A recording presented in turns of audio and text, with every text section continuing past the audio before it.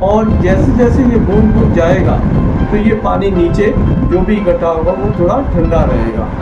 कुछ पानी इसमें कलेक्ट करेंगे, कुछ इसमें रखेंगे, धीरे धीरे करके यहाँ पर आएगा और यहाँ पर हम लोग किसी वायर से इसको बांध करके कहीं भी इसको टांग देंगे। जिस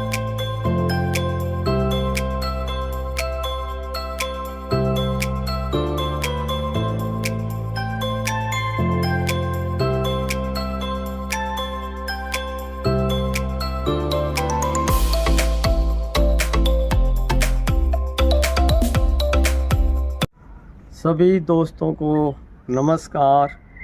मैं गोल्डन स्टार्स चैनल से जे.सी. जोरा आप सभी का स्वागत करता हूं। प्रकृति हमारे जीवन के लिए बहुत आवश्यक है। संपूर्ण मानव जाति किसी न किसी मायने में प्रकृति पर निर्भर है। जैसे हम खुली हवा में सांस लेते हैं या हम भोजन ग्रहण करते हैं या हम पानी पीते हैं, ये सब हमें प्रकृति से प्राप्त होता है।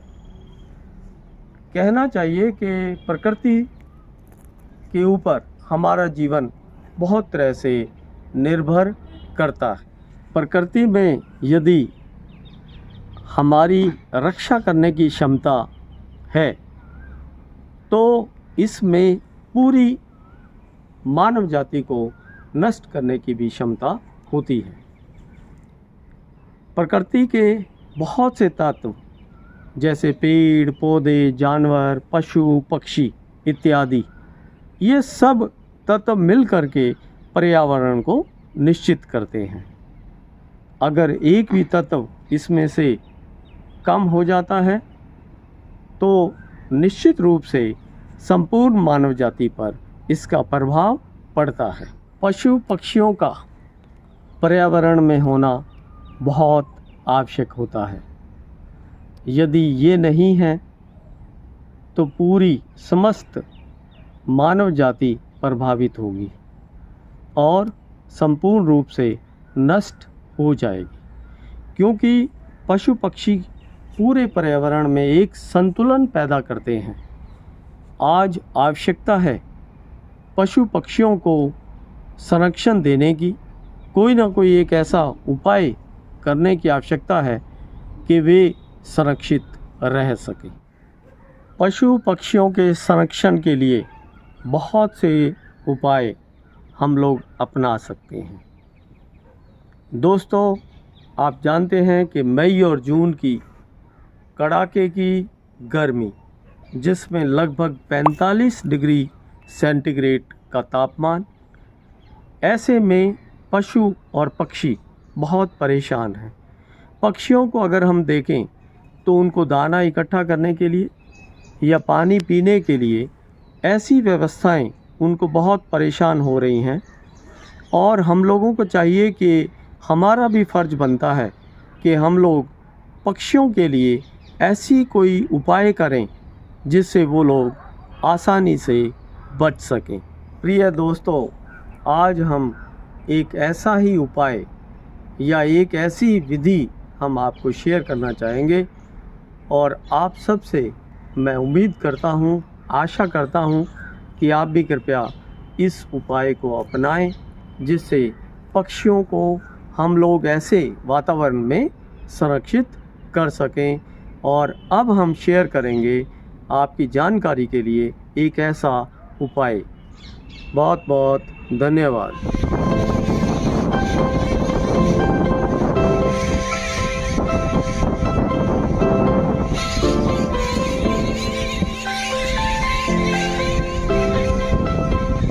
दोस्तों, अभी हम लोग शेयर करेंगे, आप जानते हैं कि बिस्लरी की या इस तरह की प्लास्टिक बॉटल्स जो वेस्ट मटेरियल है, उससे अगर हम एक ऐसा उपाय बना दें जो पक्षियों को संरक्षित कर सके, तो उसी को हम लोग शेयर करेंगे। तो सर्वप्रथम एक बॉटल लेंगे, बिस्लरी की पुरानी बॉटल आपके घर में मिल जाएगी, और सर्वप्रथम हम लोग इसको इस तरह से कट कर देंगे। तो दोस्तों देखेंगे कि ये इस तरह से बन गई। अब आप देखें कि सर्वप्रथम हम लोग लगभग यहाँ तक ये पार्ट थोड़ा बड़ा रखेंगे और ये पार्ट थोड़ा छोटा कर लेंगे और हम लोग यहाँ से इसको कट करेंगे।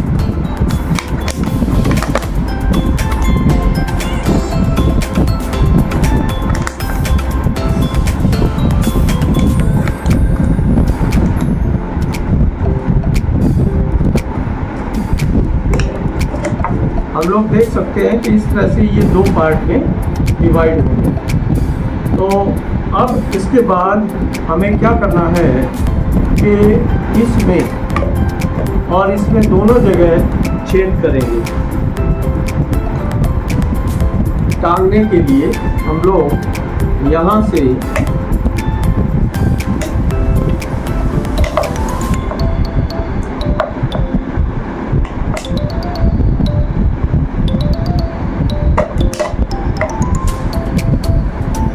और इसी के जस्ट अपोजिट में हम लोग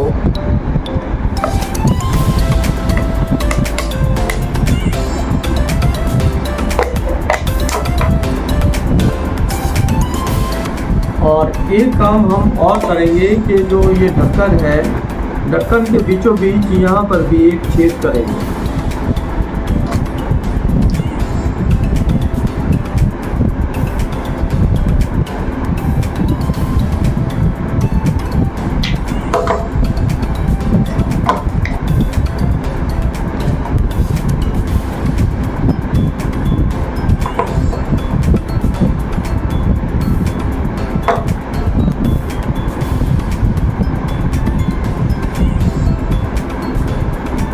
अब एक वायर का पीस लेकर के वायर से हम लोग इसको ज्वाइंट करेंगे।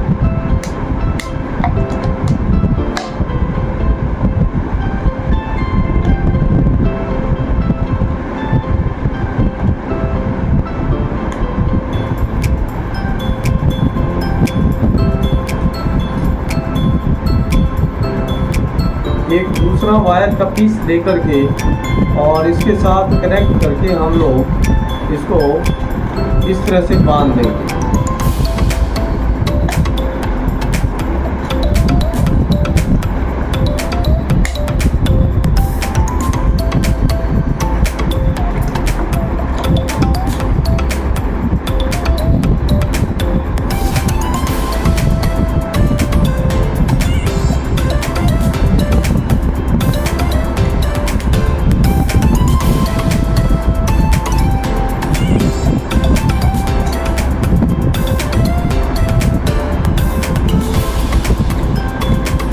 एक और वायर का पीस देकर के दूसरी साइड में इसको लगाएंगे और इसको इस तरह से मोड़ देंगे।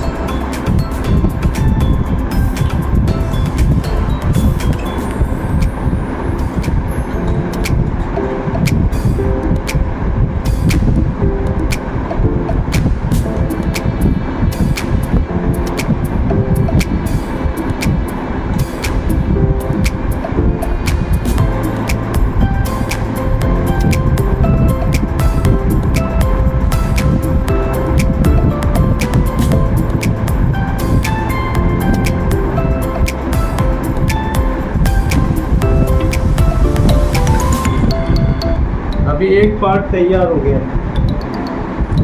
अब दूसरे पार्ट को शुरू करेंगे और इसमें भी हम लोग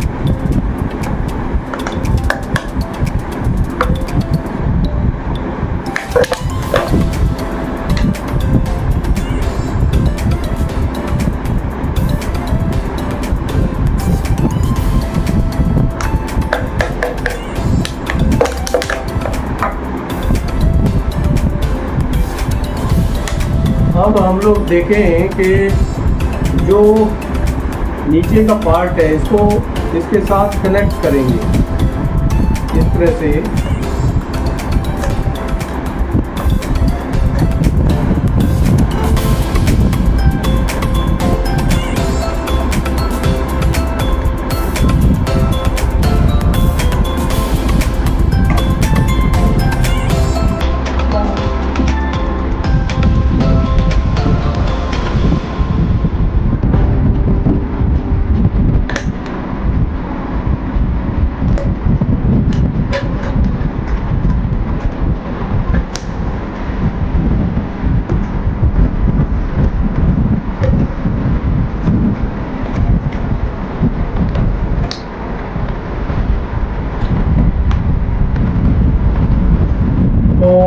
ये दोस्तों देखें कि इस तरह का सिस्टम ये थोड़ा बन जाएगा।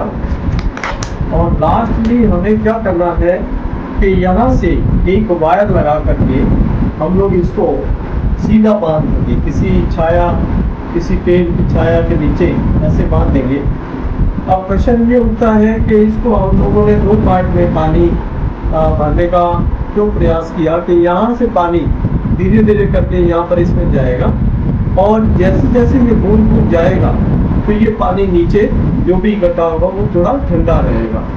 कुछ पानी इसमें कलेक्ट करेंगे, कुछ इसमें रखेंगे, धीरे धीरे करके यहाँ पर आएगा और यहाँ पर हम लोग किसी वायर से इसको बांध करके कहीं भी इसको टांग देंगे, जिससे पक्षी यहाँ आकर के पानी पी सकेंगे, ठंडा पानी उनको मिलेगा।